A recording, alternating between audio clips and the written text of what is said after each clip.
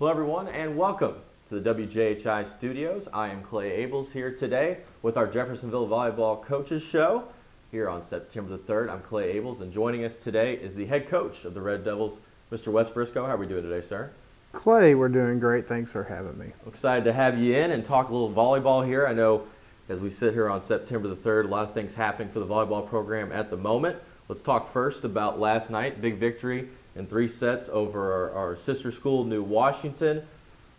As of today, how's the team looking? What did you see out of them last night? We'll start there. Last night we were able to try a lot of different lineups, give us a lot of different looks out on the court with players moving from middle hitter to outside to middle hitter. We have quite a few freshmen on the team, so we were able to get good looks at them in the back row, mainly their defensive specialists. But we have a solid core group of juniors with some seniors that are stepping up, and we're finally at a position where we would actually consider ourselves full strength. So from this, starting this week on Monday, that's the first time that we've had that since the season began. So now we're going to finally get an idea of where we stand, and it's going to be a difficult road. Let's just put it that way. I know you have a tough opponent schedule all the way throughout the year, but I want to talk a little bit first about the team. I know similar to Coach Parker, you've been in the same boat every season that you've been here. You really haven't had an off season with all that's been going on with COVID and schedule changes and whatnot. What do people expect from this Jeffersonville team that have never seen them play before? Now that you guys are at full strength, tell us a little bit about this team and what they come and offer to the fan base. We're definitely more dynamic this year than we were last year as far as the things that we can do on the court. We're offensively attacking front and back row, which I think if you watch some of the best teams in this area, I would hope anyways. But if you look at the best teams collegiately and internationally, they always have a presence swinging offensively from all parts of the court. That's something we really worked on to try to incorporate. Where we are mastery-wise with that right now, it's hard to say, but it definitely changes a blocker's eye work on the other side of the court. And we do have some players that can jump and swing from the back row. So I think that's a different wrinkle that we've really put into our offensive system this year. And it's not something we really have incorporated much in the past.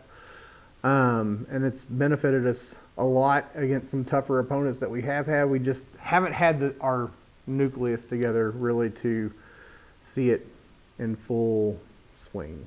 I know here in a little bit you're going to be heading up to Fort Wayne. You guys have Carroll tomorrow as you start your difficult schedule. You mentioned standing where this team is at now in the middle of the season. Where do you think you guys are at progression-wise now that you're at full strength, and what are you hoping to accomplish here in the next couple of weeks? I think in the next couple of weeks we're going to really get a pretty good understanding of where we are with all the players on the team. We're really heavy into tracking stats and not just focusing on what something looks like visually, because every day, and if you put some bias in there, I feel a certain way about certain players on the team. Coach Luce and Coach Staggers, they feel a certain way about different players on the team. Numbers don't usually lie, they tell more of the story, so we do a pretty good job of tracking that kind of stuff in practice and in games. And I think that's going to help us as we go through this really tough stretch of our schedule, which we don't have anything from here on out that I would say is a guaranteed win. It's really, if I'm being honest, we could potentially lose out. I mean, that's how good the competition is moving forward for us. This weekend we go up and we face Carroll and Belmont. Carroll is a team like Floyd Central who can make a deep run into the state tournament. Belmont's potential 3A state champion. And then we come back after Labor Day weekend, we got Silver Creek, who was in the semi-state last year. And then the following week, we got New Albany, who we haven't beaten in 25 years. And then after that, we got Providence and Floyd Central. So where do we have a spot where everything that we've been working on is building to playing teams like that, and we just have to have the confidence level when we step out on the court that the things that we're doing we are doing things the right way. And we're doing that to get ready to play these teams and to beat those teams, and we just have to believe. How much of having that strength of schedule as a coach do you think benefits your team going up against the Providences, the Floyd Centrals that you mentioned, those top-level competition? How much better does that make your team throughout the season? Because I know the ultimate goal is you want to get to the postseason and be the best that you can so you can make a sectional and regional run and so on. How much of an impact does it make when you play that great competition in regular season play? Well, for every team that I've ever coached, has made a huge impact. I've had some teams that's made deep runs into state tournaments that, because we did schedule as difficult as we could, nothing surprised us when we got to the state tournament. We got a couple wins under our belt this week, but it wasn't really anything that's going to prepare us to get ready for Silver Creek on Tuesday. And it probably didn't help us get ready for Carroll or Belmont for this weekend, except for getting some people some court time to get some nerves out of the way. But I think you have to schedule hard. I learned that a long time ago, listening to Joe Hinton talk. I played my freshman year of high school basketball. He was the head coach, and he got his 500th win or something at that time, and talked about a lot of different things. And he said when he took over at Georgetown High School before Floyd Central opened up, the principal there was like, well, we need to schedule this. We want kids to like win and feel good. He's like, well, I want to win state championship, whatever the case is. So if we play teams that don't prepare us to do that, we just won't have that tenacity and really learn how to win. And that's a struggle. We could easily in this area put together a schedule where Jeff Volleyball is 25-5 every year, and that will look really good, and that will make, I guess, me look really good, make the girls look really good. Could draw some eyes to the program as far as getting the girls recruited to the high school. But when we send the game film of us playing Camilton, for example, that college coach is going to turn the video off because we're just serving balls at people that can't return them. So, you have to schedule tough. We practice tough, and we need to go against and play opponents that we're practicing for.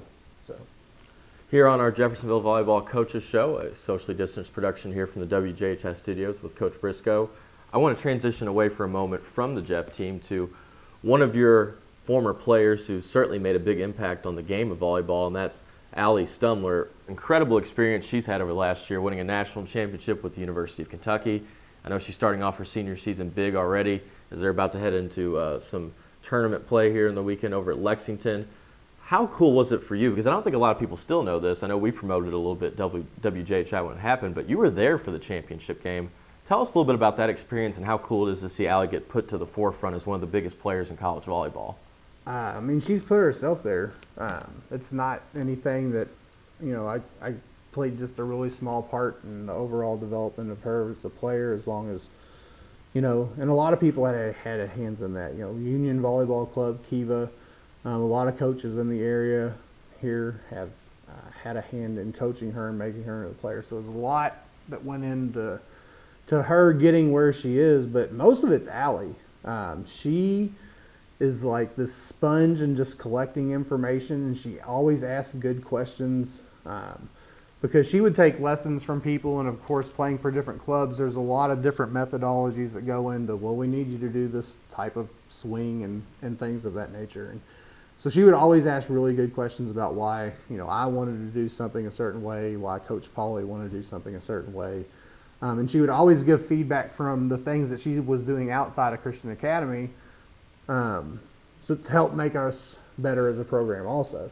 So she just really wants everybody to be better around her. And it was always an I'm second or third type of mentality for her. Is that if she could push everybody else and raise everybody else's game up, she was going to get better along with that.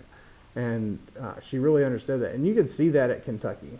And from the day that she stepped in the door there, the girl was recruited to play defense. That was it. Kentucky wanted her as a bro. Nebraska wanted her as a bro. Lots of other, and it just so happened her freshman year when she got there, Avery Skinner got hurt, who was a sophomore, was on the national championship team. Actually passed the ball that led to Allie getting the championship winning point. She got hurt and was down, and she was actually out for them 2 whole years. So that was a room for Allie to grow and develop and just take everything in. And I wish like a lot of players here at Jeff would just understand, like everything that we do is to make you, one step better every single day. And if we can get 1% better every day by the time they're a senior, that's a big jump in where you are right now. And Allie, I mean, she just recognized that. And every day was a chance to get better, and that you had to have some struggle and you had to overcome adversity. And seeing her go up there and just take advantage. I mean, she's 6 foot. I think they build her at like 6'2" or whatever. She's 6 foot tall, all right, and just does everything to swing and jump is at all out max jump that she can do, and with blockers in front of her that are 5 and 6 inches taller than her that really out jump her. She should be getting shut down on the outside. I mean, she's an undersized outside hitter, but she just studies it and knows the angles. And just to see how much she grew, and she had like 20, like just a big game stump. Like every time we were in a big moment, and every time she's been in a big moment, like when the lights are the brightest, it just, something inside of her just turns on.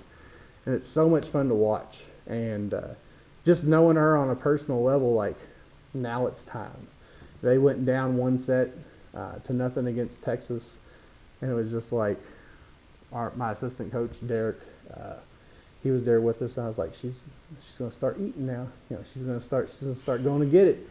And he was like, "Man, that block's too good." I was like, "She's gonna make." I was like, "Well, the first 3 kills, she's gonna go hard angle across the court," and she had it like, boom, can just turn it on, and they needed her to like. Kentucky didn't have an answer for Texas after that first set. She's just a super special player. Hopefully that we'll see how much special she is. There's life after Division I college volleyball, and I would really like to see her be a part of that next gold medal team, or maybe two quads from now. But if she was on that Paris team, man, it's coming up. That'd be fun. Rate that experience for you going to the championship game. I know you're a big sports fan. Going to that, in terms of events, that's got to be one of the coolest things you've ever been to. Oh, as a spectator, definitely one of the cool. They hosted the NCAA championship in Louisville a few years ago, and I went to that. But when you see someone that you're like, we've had some tears, like Allie and I think one year somebody asked her if we could move her to a different position on the court from where she was at. And it was just like, some tough discussions with her. But when you develop, like, when you're really invested in people, and they're on that type of stage, and they're just showing the world essentially at that point, like, here I am. It's so cool. It's really hard to put into words, but she's awesome. Coach, I want to wrap up with this and talk about your volleyball program here at Jeff. For the 2021 team, as you as the head coach, with all that's going on, now that you're finally in the season, you're getting towards the midway point, what is the goal of this 2021 program?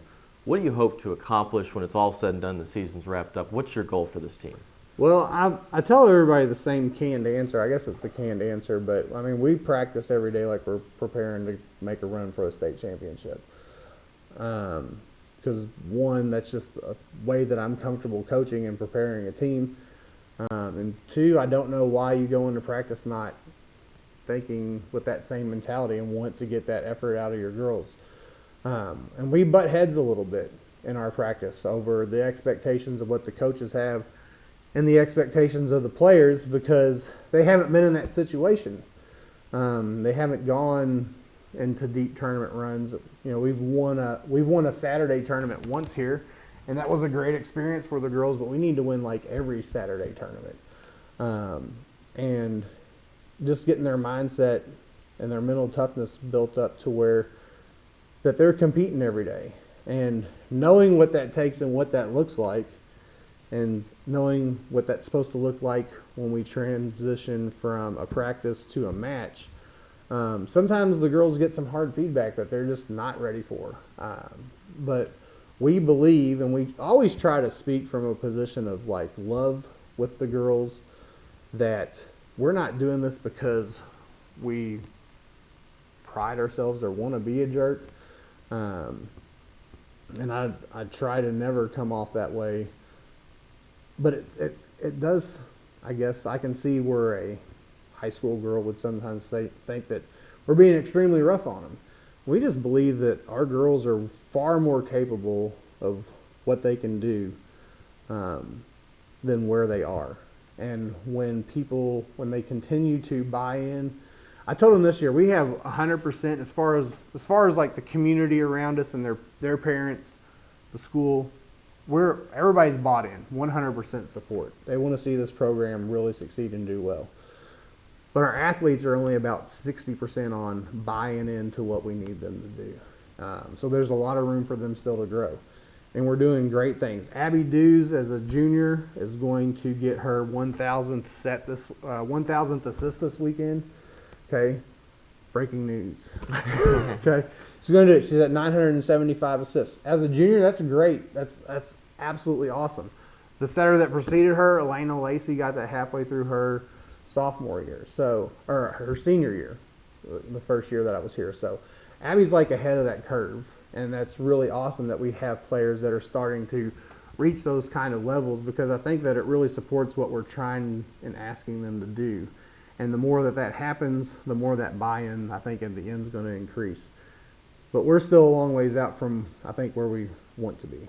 Coach, I love to hear all that and how bought in you guys are. You certainly can tell the passion from the program. That's where I want to finish it with here. Lastly, how can people come out and support the program, whether it's buying tickets and come to the games, seeing you guys either with us on WJHI or following on social media, or even supporting the program? What's the best way to reach out to and support the Jeffersonville volleyball program?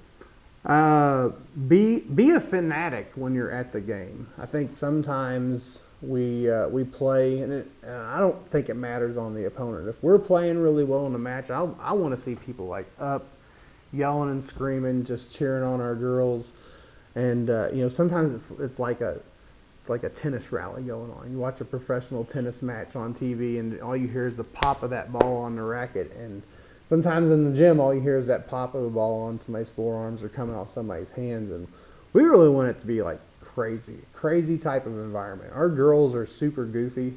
They laugh a lot, and I think that would break their tension, some of their anxieties, if there was that loud type of environment all the time, so that they could be a little goofy and be more relaxed and comfortable, instead of when it's quiet, everybody's watching you, right? All eyes are on you. But if people are like engaged and rooting us on, when we make a big dig and the crowd gets up just to celebrate the dig, we might not even win the point. Well, if a girl goes all out and our fans would jump out of their seat and make a bunch of noise, that would go so far with our players. So fill up Johnson Arena. Fill it. Let's do it. Let's sell it. Let's sell that thing out sometime. All right, that'd be great. Coach, we love to hear it. Like I said, I love the passion that you have for the program, and certainly everything is going in a positive direction, and we look forward to having you back in here throughout the rest of the season, and best of luck tomorrow at Carroll. Thanks, sir. We'll catch up with you soon. That's Coach Wes Briscoe with the Jeffersonville Volleyball Program joining us today on the Coach's Show. We appreciate Coach Briscoe coming in. For Coach Wes Briscoe, I am Clay Abel saying so long here. You can watch this program and see any of the replays on video or audio with Cable 184, also on audio with 98.5 FM, and WJHI.com with audio stream, and we'll also play it on social media throughout the rest of the week on our Facebook, Twitter, and Instagram pages. For Coach Briscoe, I'm Clay Abel saying so long. This is 98.5 WJHI, LP Jeffersonville, home of the Red Devil Network.